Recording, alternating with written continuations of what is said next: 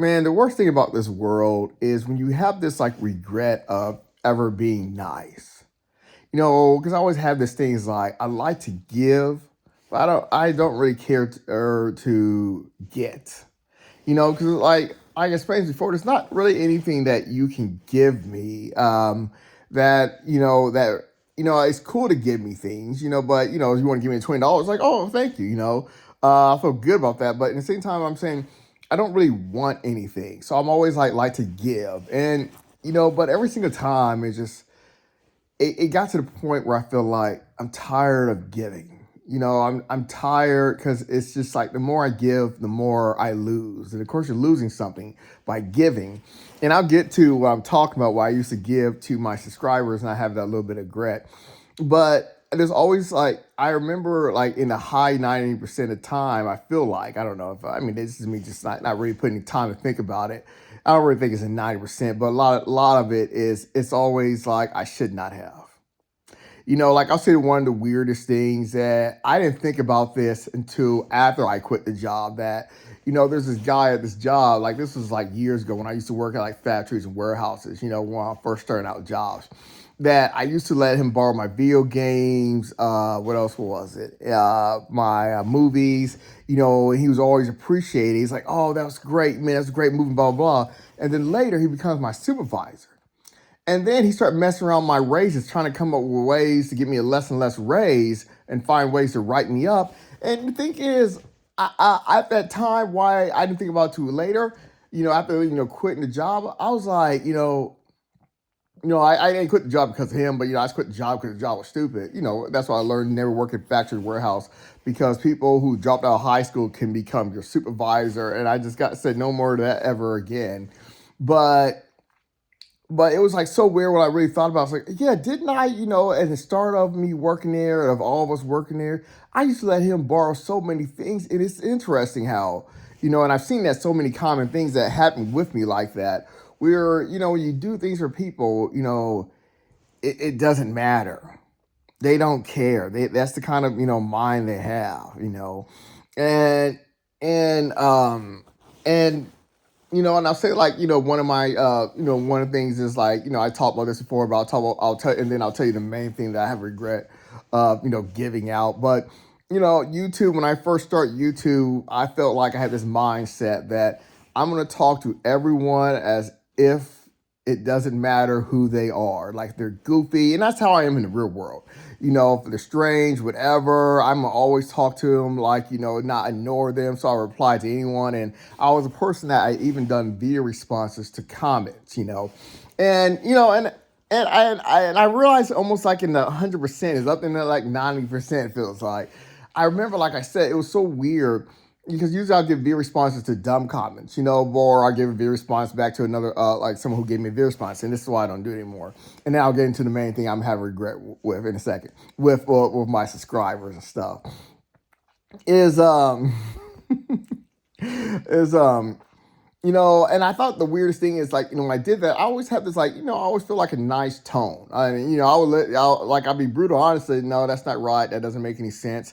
I would talk like that, in a way. And I remember it was always like the feedback was like, this guy, he's a piece of shit. He's a nobody. Unless these were definitely trailer trash people that clearly didn't have their life together. Even like, someone talking about killing himself.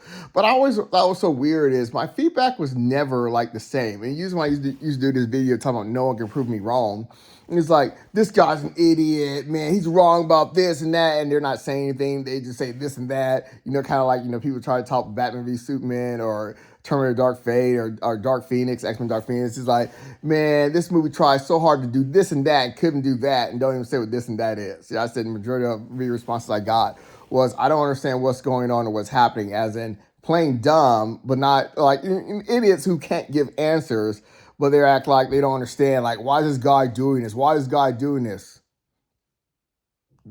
Give answers. Why? But I don't know. It's something like whatever. We'll pass that.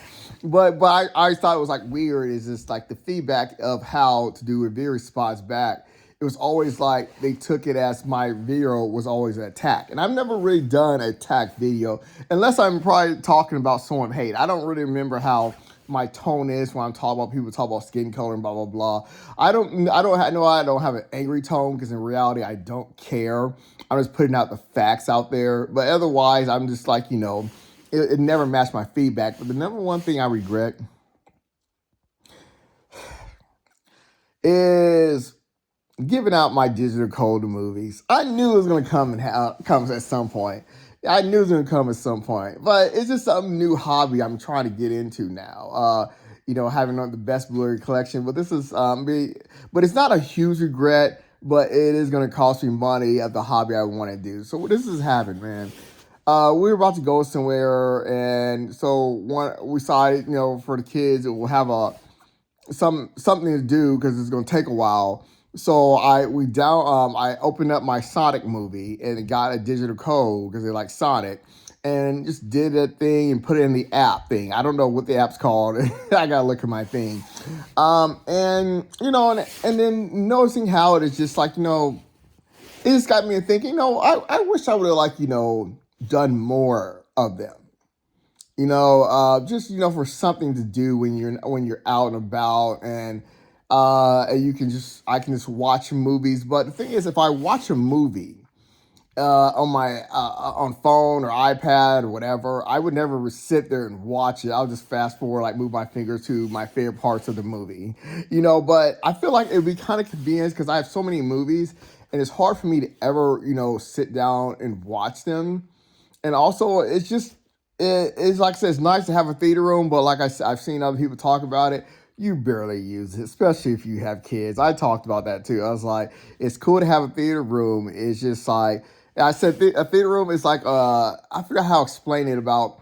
I was talking about being rich, and this is like when you're rich, you're buying things you don't necessarily need. Like you have things that you don't necessarily need. Like you might think it's cool to have a theater room, but let me tell you, theater rooms is barely used. It's just you don't have time to.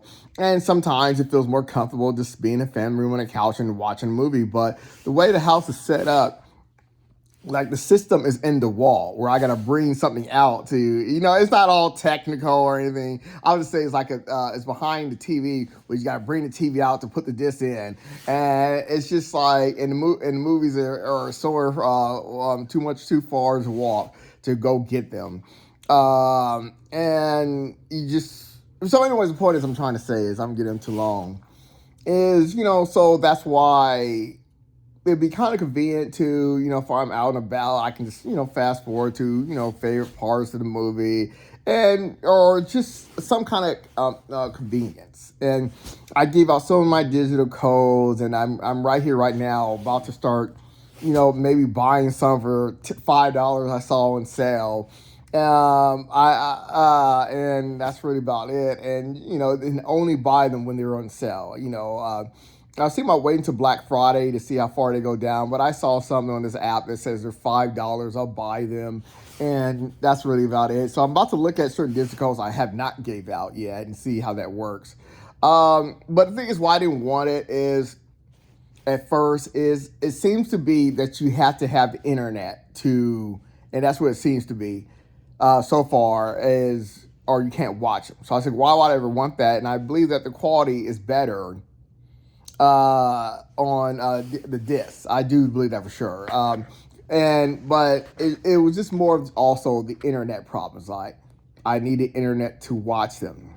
So I don't know how people watch them in the car, unless you're paying maybe some AT&T or Verizon, using their internet. Because I don't think my iPad can have internet in a car and it'll be something like I'll only use it in a hotel.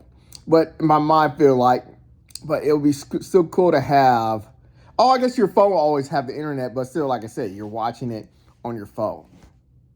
So I would just be skimming through the first part, never actually watching it. But now I still wish, and I might share it, not with subscribers, but I might share it, with family members and say, you can just get on my app, and I'm gonna tell them not to buy any dumb movies, even though if you have, and put it on here because I just want the movies I picked out because I like my, it's like my collection, my Blu-ray collection.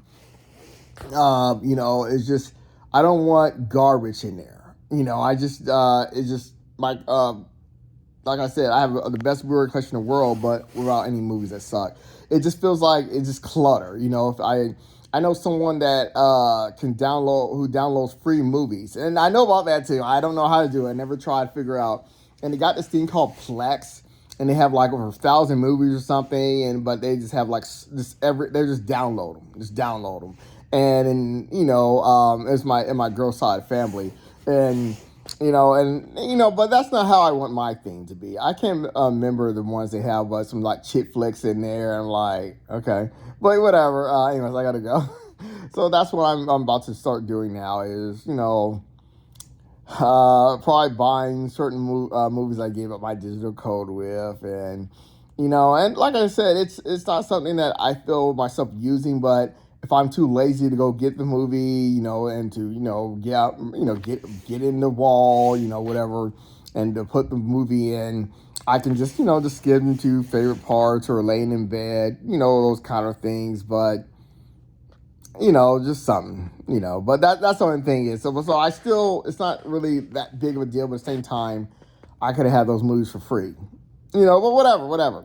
I'm still having a hard time with, I bought Sing, and I try to put Sing in there, the code from my 4K thing, and I had my girl try it. We could not get it on this app that it's supposed to go on. So I'm confused by that. And I guess each studio does it a different way. One of them was very easy where you just scan the barcode.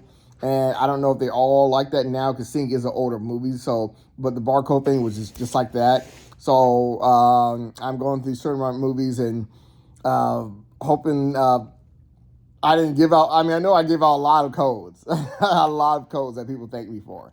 But now I have regret that I wish I would just save those for myself for boring times in my life. Just not do anything. I can too lazy to go get a movie, and I can just scan through it or something. All right, peace. I gotta go.